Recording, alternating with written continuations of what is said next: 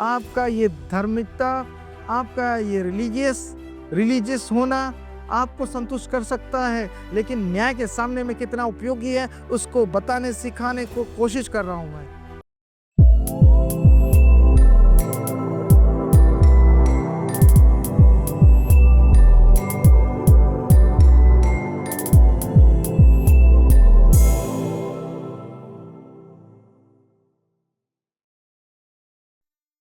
उसका मन क्या है? क्या है मन? क्या नहीं सुनाई दे रहा मेरे को? उसका मन क्या है? यस,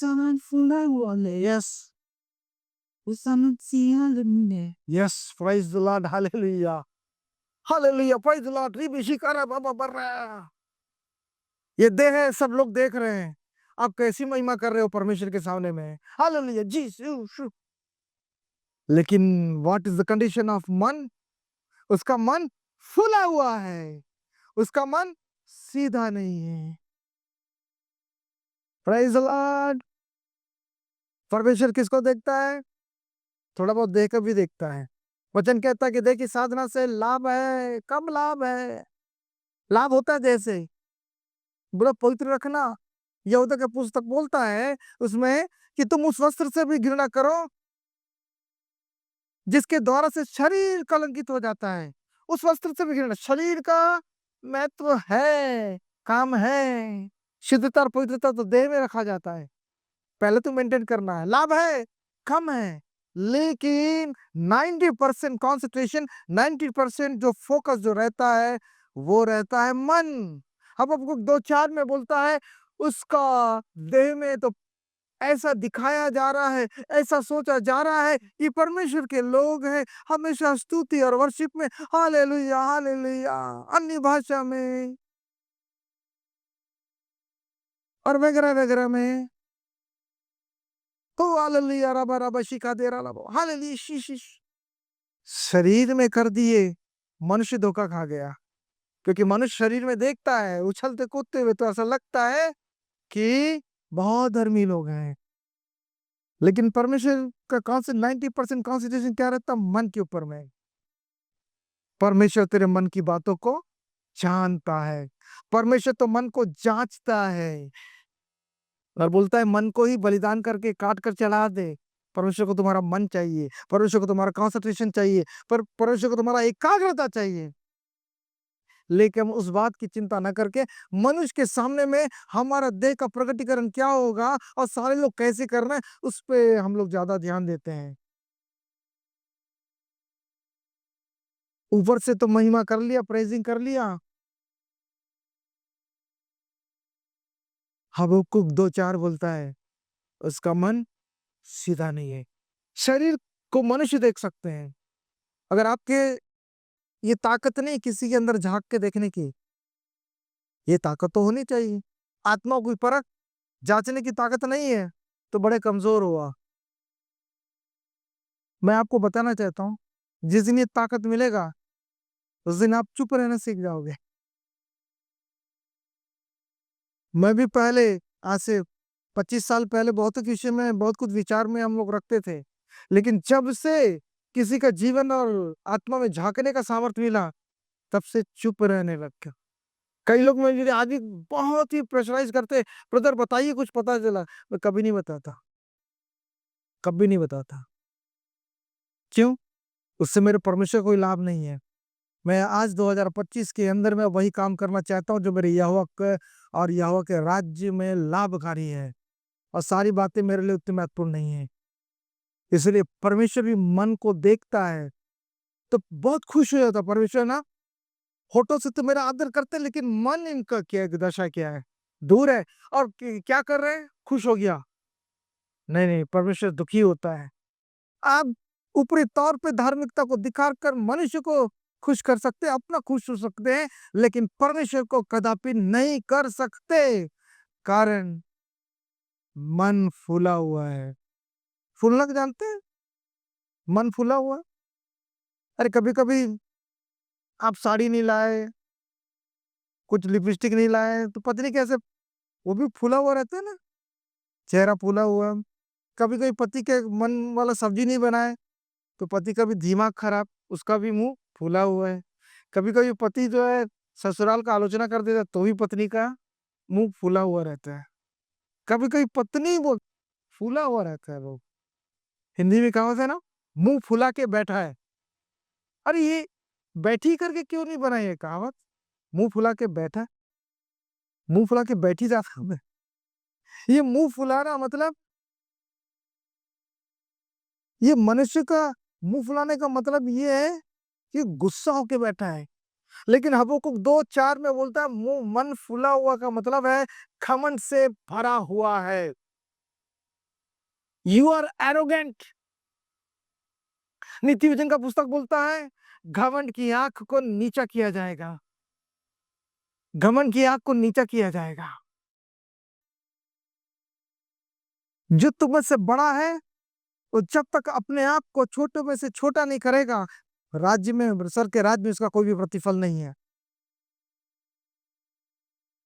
मैंने बताया बहुत सारे लोग जो मुझसे वचन को सीखते थे, प्रार्थना कराते थे और आज क्या बोलते उसको फेसबुक के अंदर में वो अपने नाम के सामने में प्रॉफिट लिखते हैं। क्यों? अपने को कुछ बताना चाहते हैं। प्रॉफिट, बहुत सारे प्रॉफिट हो गए अभी। इतने सारे प्रॉफिट हो गए समझ में नहीं आ रहा है। जिसको देखो सब प्रॉफिट और उसके ऊपर में एपोस्टल भी लिखने लग गए हैं। उसको एपोस्टल बोलते हैं, बहुत सारे एपोस्टले बोलते हैं उसको। एपोस्टले नहीं है, टी साइलेंट है। एपोस तुम अपने आप को बोल रहे हो? आप अपने आप को जता रहे हो कि आप भक्त हो?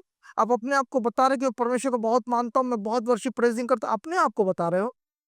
नहीं, नहीं, जाँचने वाला तो खुदा है और वो आपके मन को देखेगा और अपने आप को संतुष्ट कर रहे हो, अपने आप को बता रहे हो, that means you are arrogant.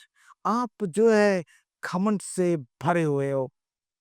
जब मैं प्रार्थना करता हूँ ना, लाइन लग जाती है चंगाई की। जब मैं प्रार्थना करता हूँ ना, ऐसे धड़-धड़ एक बार मुझे कहीं भिलाई समथिंग जगह पे मुझे बुलाया गया था और वहाँ पे बड़े से बड़े ऐसे ही गिराने वाले नामचीन लोग बैठे हुए थे, मुझे तो नहीं मालूम है, ध्यान भी नहीं देता मैं और मैंने इसी विषय में बोला, गिरने और गिराने से कुछ नहीं होता। बहुत सारे सेवक लोग यही चिंता में हैं, मैं हाथ रखता हूँ तो गिरना चाहिए और मैं बोलता हूँ गिर भी जाएँगे तो उठ के मिलता क्या है? इसको सोचो। आदमी प्रार्थना करने से गिरे चाहे ना गिरे, ज़िंदगी गिरा हुआ नहीं होना चाहिए। ज़िंदगी तो यहाँ तक धरातल, रसातल तक गिरा हुआ है और सोचते हैं सिर्फ़ सामने ले आते हैं, भैया प्रार्थना करो गिरा दो, प्रार्थना करो गिरा दो। कई लोग मुझे पूछते हैं, ब्रदर मेरा बाजू वाला गिरा, मैं क्यों नहीं गिरा? क्या मैं पापी हूँ? तो मैं मन ही मन सोचता ये मेरे पूछ रहा है कि अपनी सच्चाई बता रहा है। क्या परमेश्वर मुझसे प्यार नहीं करता? क्या परमेश्वर की दृष्टि में मैं अच्छा नहीं हूँ? नहीं, नहीं ब्रदर परमेश्वर आपसे प्रेम करते हैं, सिस्टर आपसे परमेश्वर प्रेम करता है। परमेश्वर सारे जगत के मनुष्य से प्रेम किया, आपसे भी प्रेम करता। तो फिर बताओ ना मैं क्यों नहीं गिरा? ब्रदर आप गिरे हुए नहीं हो, आप अच्छे लोग हो। परमेश्वर की महिमा करने, स्तुति करने, उसका आदर करने में एकाग्रता कंसंट्रेशन नहीं है। मैं क्यों नहीं गिरा? इस पे कंसंट्रेशन है। मैं क्यों नहीं गिरता? इस पे कंसंट्रेशन है। एक बार एक मीटिंग मेरे कहीं हो रही थी और मैं आत्मा से भरा हुआ था और इतना तेज आत्मा से भरा था और मेरा मूवमेंट भी जो था पवित्र आत्मा से ढकेल रहा था मुझे। चल भी रहा था तो पवित्र आत्मा मुझे ढकेल रहा था इधर और बहुत सारे लोग मुझे रोक-रोक के चाह रहे थे, अपने आप को सामने कर रहे थे। और एक जन ने झूठा चीज़ को मेरे सामने में रखा, झूठा चीज़ को रखा, वो झूठ बोल रहे थे। मुझे नहीं मालूम वो झूठ बोल रहे हैं। मेरी मीटिंग उस जगह पे 3 दिन की थी और वो तीनों दिन जो है सुबह भी जहाँ रुका था वहाँ भी आ जा रहे थे 3-4 लोग, वही समस्या को लेकर। मैंने तो बड़े सादगी के साथ प्रार्थना कर दिया, जब-जब आए, मिला, प्रार्थना कर दिया। लेकिन उस मीटिंग के शाम की मीटिंग में बोलते हैं कि पता कुछ नहीं हो रहा है, कुछ नहीं हो रहा है करके। 3 दिन से मैं आपके पास कुछ नहीं हो रहा है।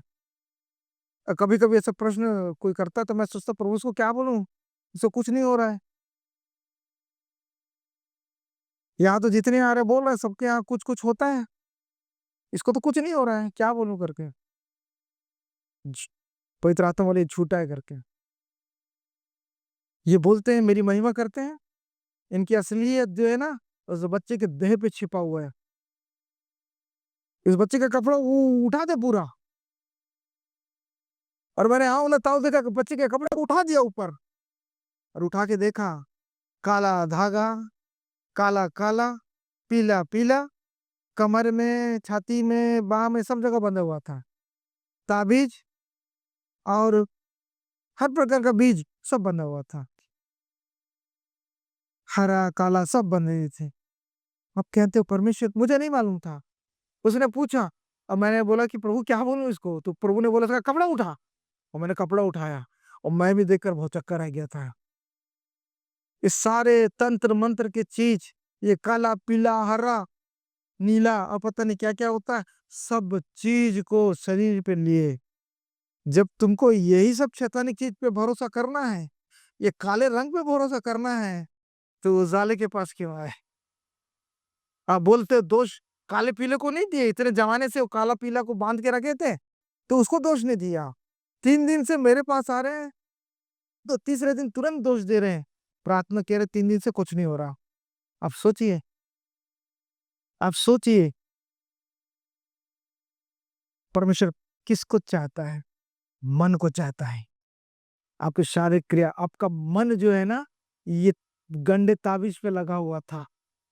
उसका गंडे ताबीज पे मन लगा हुआ था, इसी कारण से उसके जीवन की कोई भी प्रार्थना नहीं सुना जाता था। अगर हमारा मन शरीर संसार पे लगा हुआ है, हमारी प्रार्थना परमेश्वर के सामने में एक्सेप्ट नहीं होगी। कोटों से तो मेरा आदर करते हैं, लेकिन मन सदैव इनका दूर रहते हैं। और मन में क्या भर के रखा है? घमंड, एरोगेंस। उसको तो नहीं छोड़ूंगा मैं। करूँ मुझे माफ करे, एक जन से तो मेरे को बदला लेना, बाकी सबको माफ कर सकता है यीशु, तेरा नाम लेके मैं बोल रहा हूँ। इसको बस नहीं छोड़ूंगा, बाकी सबको। अगर यीशु ऐसे ही बोलता, तेरे लिए मेरा बलिदान काम नहीं करेगा, बाकी सबके लिए करेगा। तेरे लिए मेरा उद्धार नहीं आएगा, बस बाकी सबके लिए काम करेगा। क्या यीशु ने कैसा कहा? क्या परमेश्वर ने ऐसा कहा? बोला सारे जगत का उद्धार हो। ये उद्धार सारे जगत के लिए, सारे संसार के लिए, प्रत्येक मनुष्य के लिए है। हम कौन होते डिसाइड करने वाले थे? अब मन फूला है, और हम परमेश्वर से कहते हैं कि कुछ मिलता नहीं है। भेद प्रकाशन नहीं मिलेगा, परमेश्वर की आवाज नहीं सुनाई देगी। मैं बार बार बोलता हूँ, परमेश्वर से बात करना सीखो, उसका आवाज सुनना सीखो। परमेश्वर अपनी योजना में आपको सहभागी बनाए। परमेश्वर बताए आपके घर, आपकी कलीसिया, आपके झुंड, आपके नगर, आपके शहर, आपके परिवार के विषय में आपको सारी चीजों को बताए, पहले से एडवांस में रखिए। मैं कोरेब के अंदर में आप सबको मालूम है, व्यक्तिगत रूप से फोन करके बताता हूँ। मैं ऐसा करके बताने वाला, भीड़ में करने वाला बंद हो गया है। 2010-11 से बंद प्रोफेसी। लेकिन ये जो झुंड भेड़े जो चरवाही के लिए दी गई है, अगर इसके इनके आपके ऊपर में अगर कुछ चीज आएगा, पहले से मैं आपको बताऊंगा। 2 दिन, 4 दिन, 1 महीना, 2 महीना, 4 महीना, 6 महीना एडवांस में मैं फोन करके हर महीने किसी ना किसी को मैं बता रहा हूँ। आज जिस जिनको बोला है, आप लोग को याद मालूम है, आपकी तो व्यक्तिगत बात है। ऐसी चरवाही मुझे करनी पड़ती है बनिस्बत की यहाँ उठ के मैं सबकी प्रोफेसी करना चालू करूँ। मन फुला हुआ है, और मन सीधा नहीं है, टेढ़ी बात पे लगाते हैं, टेढ़ी चीज में लगाते हैं। आपको बताना चाहता हूँ, 25 साल, क्या 20 या 25 साल के दरमियान प्रभु ने एक सामर्थ्य दिया था मुझे, अभी भी है। मैं उसका उपयोग करना बंद कर दिया हूँ। किसी के घर वास स्थान पे जाए ना, उनके घर में कितने भी अपवित्रता की वस्तु पड़ी होती थी, परमेश्वर एग्जैक्ट उस चीज को मुझे दिखाता, बताता था, कहाँ पे कौन सा चीज, कौन लाके वहां क्या रखा है, क्या किया है, कहाँ गया है, सब चीजें मुझे पता चलती। और शुरू के 1-2 साल मैंने इसको उपयोग किया, भी लोगों को बता देता था, तुम्हारे घर में फलाना कमरा है, उसके नीचे ऐसा है, फलाना ठिकाना, उसमें ये चीज है, तुम गए थे, वहां गए थे, इसको लेके आए थे, वगैरह वगैरह ऐसे। तो उसमें नाम होता था ना, अरे आपको ब्रदर को सब पता चल गया। हमको भी खुशी होती थी। जब तक राज्य का सुसमाचार प्रचार करना प्रारंभ नहीं किए, तो कोई तारीफ करे तो अच्छा लगता था। इंडिया के कोने-कोने से फ़ोन आके आता था, तारीफ करते थे तो बहुत अच्छा लगता था। लेकिन तारीफ हमारी नहीं, तारीफ खुदा की है। इसलिए बता रहे हैं कि जब राज्य के प्रचार के लिए, राज्य के काम के लिए आ गए, तो ये सारी बातों को पीछे छोड़ दिया। जिएँगे तो तेरे लिए, मरेंगे तो तेरे लिए। एक-एक आत्मा को जीतना है। तो सबसे पहले क्या है, परमेश्वर के सामने, परमेश्वर जो देखता है, हमारे मन को देखता है। हमारा मन एरोगेंट नहीं घमंड से भरा हुआ नहीं होना चाहिए, फूला हुआ नहीं होना चाहिए, सीधा होना चाहिए। और उसके बाद एक चीज़ उसी के हबक्कुक 2:4 के में उसका जो उत्तरार्ध वाला भाग है, उसका नेक्स्ट पार्ट है, सेकंड पार्ट है। क्या लिखा है उसमें? पढ़िए। प्रमुख हरिये में विश्वास पर जीवित मिला। Praise the Lord. क्या लिखा है? धर्मी अपने विश्वास के द्वारा अप जीवित रहने का। अपने विश्वास के द्वारा से जीवित रहेगा। क्रिश्चियन जीवित रहेगा, मसीही जीवित रहेगा। सो कॉल्ड पेंटिकॉस्टल, एंटीकॉस्टल और वगैरह, डे एंड नाइट, दादा-दाई, पता नहीं कौन-कौन है। विश्वास से जीव ऐसा नहीं लिखा है। Righteous will be alive. Righteous समझते हैं? इंग्लिश का वर्ड है। राइचस, राइचस मतलब धर्मी। हम लोग राइचस नहीं बनना चाहते हैं। हिंदी में इसके लिए उतना शब्द नहीं है, लेकिन इंग्लिश में है। यदि आप ये हालेलुया, प्रेज़ द लॉर्ड, रिबी रिबी रुबी यीशु के नाम से निकल जा, घुस जा, खुदा मेरे को बता रहा है, दिखा रहा है, ये करते रहोगे, आप रिलीजियस हो, आप रिलीजियस हो। लेकिन परमेश्वर की इच्छा के अनुसार से चलोगे, परमेश्वर का आज्ञा मान के उसका काम करोगे, then you will be righteous. Religious और राइचियस का यही अंतर है। आप अपनी इच्छा के अनुसार से काम कर रहे हैं, आप अपने मनमाने से काम कर रहे हैं, अपने मन के अनुसार से काम कर रहे हैं और लोगों को लग रहा है प्रभु के लोग हैं, तो आप कौन हो?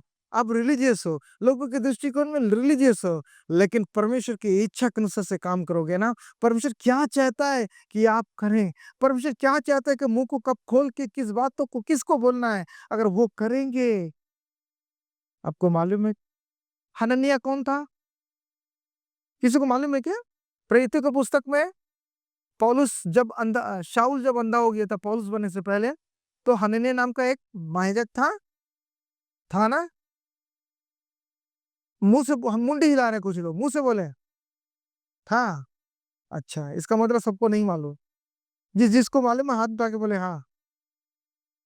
हाँ, देखो अब देख लो कितने हैं, 4-5 लोग हैं। परमेश्वर जो है, हनन्याह से वैसे ही बात कर रहा था, वैसी बातचीत की आज के समय में आवश्यकता है लोगों को। वैसे बातचीत नहीं कर रहे हैं, ऐसा बातचीत नहीं कर रहे हैं। कैसे कर रहे हैं? चमत्कारों को हाइलाइट एंड प्रोजेक्ट कर रहे हैं और फिर देख रहे हैं किस व्यक्ति से मुझे ज़्यादा मुनाफ़ा या फ़ायदा हो सकता है, उसको फिर परमेश्वर की ओर से बातें बताया जाए, प्रभु मुझे बता रहा है। पिछले सप्ताह मैंने बताया काम, काम, काम, काम क्या करते हो? परमेश्वर कामों को प्रतिफल देने का, तुम्हारा न्याय तुम्हारे कामों के अनुसार से नहीं करूँगा, कामों को प्रतिफल मिलेगा। तुम्हारे 3 तमाशे का प्रतिफल नहीं है, तुम्हारे मसीह या क्रिश्चियन होने का प्रतिफल नहीं है, तुमका आडंबर और पाखंड करने का प्रतिफल नहीं है। प्रतिफल है कि तुमने परमेश्वर के अनुसार से क्या काम किया, परमेश्वर की आवाज़ सुनी, उसकी आज्ञा सुनी, उसके अनुसार से क्या काम किया। अगर आपको परमेश्वर की आवाज़ आता है, तो योना नहीं बनना। योना के पास परमेश्वर का आवाज़ आता था, वो बात करता था परमेश्वर को, परमेश्वर ने बोला इधर जा, वो उधर चला गया। परमेश्वर बोलता है इधर आओ, उधर चले गए।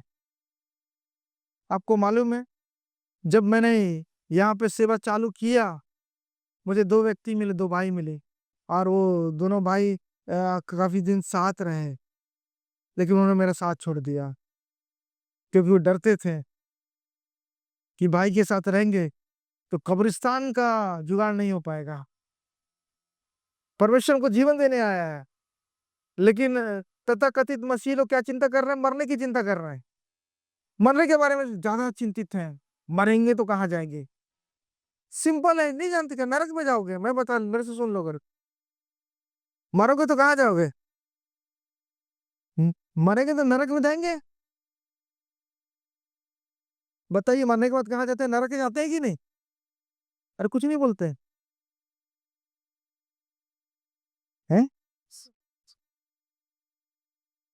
नरक कौन कौन जाएगा? किसी को मालूम है? मुंह से बोल रहे हो? माइक में बोलो, माइक दो इसको। तो ये वचन के ज्यादा हड़प के सबसे बड़े ज्ञानी आदमी है ये। इनके हाथ में माइक पकड़ाया जाए। मरने के बाद आदमी कहाँ जाता है? नरक जाएगा। अगर यीशु को उद्धार करता अंगीकार नहीं किया है, वो क्रिश्चियन है नहीं है, पैसे वाला है गरीब से कोई मतलब नहीं। आप बड़े चर्च जाते हो, छोटे चर्च जाते हो, अब एनटी में जाते हो चाहे पेंटी में जाते हो, इससे कोई मतलब नहीं है। आप यीशु को उद्धार करता अंगीकार नहीं किए हो, आप कहाँ जाओगे? बताओ बताओ। ये कहना ये कहना सब नहीं हो कहाँ जाएगा? आरपीजी आके जी नरक में कौन जाएगा जी? प्रश्न मैं पूछा, नरक में कौन जाएगा? बता ही नहीं रहे हो। आका झील तो पूछा ही नहीं मैंने। मरने के बाद आदमी कहाँ जाता है? हाँ, अभी राइट आंसर आ गया। आदमी की मृत्यु होती है, आदमी की औरत की मृत्यु होती है। तुम वैसे आदमी शादी करता है उसी दिन से मरा मरा सा रहता है। तो आदमी औरत दोनों, बच्चे कच्चे सब जाएंगे। कहाँ पे जाएंगे? सुप्त अवस्था में। ये बहुतों को नहीं मालूम है। प्रार्थना करते हैं, कब्रिस्तान की प्रार्थना। मुझे कब्रिस्तान में कोई इनविटेशन कार्ड नहीं देता है कि आज हमारे प्रिय इनका फलाना का देहांत हो गया है, आपसे निवेदन है कि आप सब परिवार पधारें और फ्यूनरल के उपरांत जो है पृथ्वी भोज में सम्मिलित। मौत पे कोई नहीं इनविटेशन कार्ड नहीं देता, शादी में जरूर देते हैं। मुझे तो ऐसे ही लोग, कई लोग खाने के लिए बुलाते हैं। आज हमारे यहाँ वो है, अच्छा एक बंगाली व्यक्ति से बोल दिया आज हमारे यहाँ भोजन है, सब खाली पेट चले गए। बाद में चला वो भोजन नहीं था, वो भोजन था। तो आप यदि आमंत्रित हो तो चले जाते हो शादी ब्याह बर्थडे वगैरह में। मृत्यु में सबको जाना चाहिए। एक थका हारा, निराश, उदास, दुखित परिवार है, उसमें किसी को इनविटेशन देना नहीं चाहिए। आपको जाना, मैं तो जाता हूँ। मैं, मेरे परिवार, हम लोग जहाँ हमको जानकारी मिलती है जाते हैं। बहुत सारे अननोन लोग में भी चले गए, उसको जानते नहीं कौन है करके, तो भी चले जाते हैं। ठीक है, आपको भी सिखाना चाहता हूँ, यदि कोई आपके दूर पास किसी के भी हो उसमें जाइए। यही तो प्रेम होता है कि एक उदास और निराश परिवार को आप सांत्वना और संबल देके आए। Praise the Lord. तो लोग चिंतित होते हैं कब्र के। तो जो काम हम कर रहे हैं अभी, अब वही करते रहे तो सीधा कब्र में जाएंगे, नरक में जाएंगे।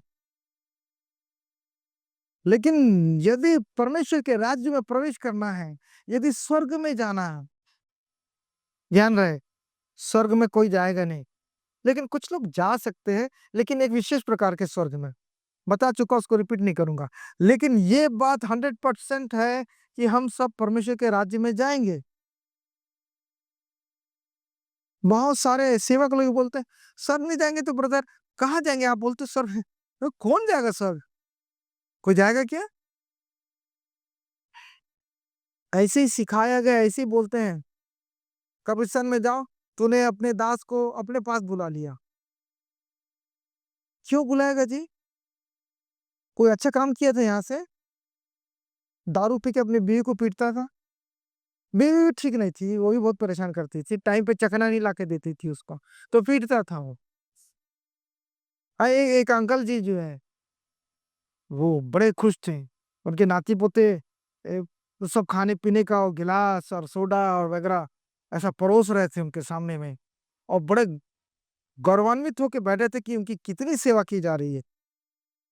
और एक भाई पहुंच गए थे वहां पे, उनको दिखा रहे, देखो ऐसा होता है परिवार, बच्चे लोग। गांव में तो और खतरनाक होता है। गाँव में गपियाते बाप का बीड़ी बुझ जाता तो बेटा को बोला था बीड़ी जला के ला चूल्हा से, और बीड़ी को खींचते-खींचते जलाता है और बाप तक को देख के आता है। और बीड़ी को ट्रांसफर कर देता है। शराब को ट्रांसफर, जो बच्चा अपने बुजुर्गों को शराब, माँ-बाप को शराब पेश कर रहा है, वो कभी न कभी वो भी शराब में चले जाएगा। 99% 1% अपवाद हमेशा रहता है। आप काम क्या कर रहे हो? क्या नमूना पेश कर रहे हो? बोलते हैं हम स्वर्ग जाएँगे। स्वर्ग तो बेटा जाओगे नहीं ये तो। हाँ, यदि यीशु को उद्धारकर्ता अंगीकार किया है और जीवन की पुस्तक में आपका नाम है, तो आप परमेश्वर के राज्य में प्रवेश करोगे। अब उसके बाद फिर काम आ जाता है। यदि आपका काम कैसा है? अगर आपका काम जो परमेश्वर के लिए बहुत सूदिंग है, बहुत अच्छा है, बहुत प्रिय है, तब परमेश्वर के राज्य में फिर डिसाइड होता है कि इसको कहाँ बैठना है, इसको कहाँ बैठना है इधर। एक बार हमारे चर्च में सब लोग सामने-सामने बैठ रहे थे और मुझे ही बैठने की जगह नहीं था, तो मैं नीचे बैठ गया था। वो नगर में लगाते थे ना वहाँ पे, नीचे बैठा था। एक भाई आके बोलता, "अरे ब्रदर आप क्यों नीचे बैठ गए थे?" इसलिए कि कुर्सी पे तुम कब्जा किए थे। इतनी चिंता है चर्च के बात कर रहे थे, तो चर्च के पहले ही बोलते, "नहीं, नहीं ब्रदर आप यहाँ बैठोगे।" खैर मुझे कुर्सी-वुर्सी का कोई मोह ये नहीं है। जब राज्य के पुस्तक खोली जाएगी, जीवन की पुस्तक खोली जाएगी और जब वहाँ हायरार्की है, वहाँ पे तब काम के अनुसार से बैठने का वहाँ पे निर्णय है। मैं पिछले 3 सप्ताह से लगातार काम के विषय में बता रहा हूँ। आपका ये धार्मिकता, आपका ये रिलीजियस होना आपको संतुष्ट कर सकता है, लेकिन न्याय के सामने में कितना उपयोगी है, उसको बताने, सिखाने को कोशिश कर रहा हूँ मैं। इसको कोई अन्यथा ना ले, अपने ऊपर में कैसे ना ले कि मैं तो सब जानता हूँ, मैं तो सब जानती हूँ। एक्चुअल में ठीक ऐसा न्याय के समय होगा, ठीक ऐसा न्याय के समय होगा। और आपको मज़े की बात बता रहा हूँ। एक बार इंडिया का बहुत बड़ा फेमस बाइबल का टीचर, उसको किसी ने बोला ब्रदर उनको बुला लीजिए करके। तो आपको याद है कि 5-6 साल पहले हमने तैयारी किया था और उनको ईमेल, उस समय ईमेल ज़्यादा होता था 2017 16-17 में शायद 17-18 ईमेल किया, वो बात किए वगैरह-वगैरह सारा चीज़ किए, सब पे हो गया वगैरह-वगैरह सब हो गया। अब क्या हो रहा था मालूम है? वो इतना इंडिया फेमस सो कॉल्ड प्रभु का दास, उसके विषय में पवित्र आत्मा मुझे कुछ बताने लग गया और बताया कोई दास-वास नहीं है। उसका मन फूला हुआ है, सीधा नहीं है। उसका मन फूला हुआ सीधा नहीं है, एरोगेंट है। और कुछ दिनों के बाद जो जब फ़ोन कर उससे बात करें, वो उसी भाषा में मुझसे बात करने लग गया। झूठ बोला, ऐसा-वैसा। और उस दिन क्या हो गया था, जो डेट में हमको यहाँ मिला था रायपुर में, एक बड़ा भव्य को करने के लिए हम तैयारी कर लिए था, पैसा का पेमेंट-वेमेंट सब कर लिया हमने यहाँ पे। और उसके बाद बड़ा एरोगेंटली जो है बिहेवियर करने में बात करने लग गया। और पवित्र आत्मा बोला, "ये पवित्र आत्मा क्या सिखा रहा बता रहा है" करके। और मज़े की बात, बहुत for a very short span of time, एक थोड़े समय काल के लिए एक जवान लड़का जो यहाँ के इंजीनियरिंग कॉलेज में था, एनआईटी में, वो हमारे यहाँ संगति करने लगा है। वो बमुश्किल से 1 महीना 2 महीने आ गया। वो पंजाबी फैमिली से था। वो संगति ढूँढ रहा था, हमारे यहाँ आ गया। और वो अपने कानपुर का बच्चा था और कानपुर से आया और बोला कि अंकल मैं वहाँ गया था, वहाँ मीटिंग हुई थी। किसका मीटिंग अटेंड की? तो बोले उसका नाम लिए। वो कब हुआ था? वही डेट जो हमको रायपुर में दिया था। झूठा। और पवित्र आत्मा मुझे बता रहा था, मुझे मालूम नहीं था। और वो लड़का आया और वहाँ मीटिंग हुआ तो मुझे पता चल गया। ओह! इसीलिए पवित्र आत्मा बोला, उसका मन फूला हुआ है, सीधा नहीं। लेकिन प्रकट में हमको नहीं मालूम था, शुरू में तो हम सोच रहे थे प्रभु का दास है। क्योंकि बड़ा इंडिया फेमस है। बहुत सारे लाखों लोग उसको जानते हैं करके। हम ऐसा उसके विषय में एक धारणा को बनाए हुए थे। लेकिन जब पवित्र आत्मा आया तो बोला नहीं, नहीं उसका मन क्या है? हबक्कुक 2:4 के अनुसार मन फूला हुआ है।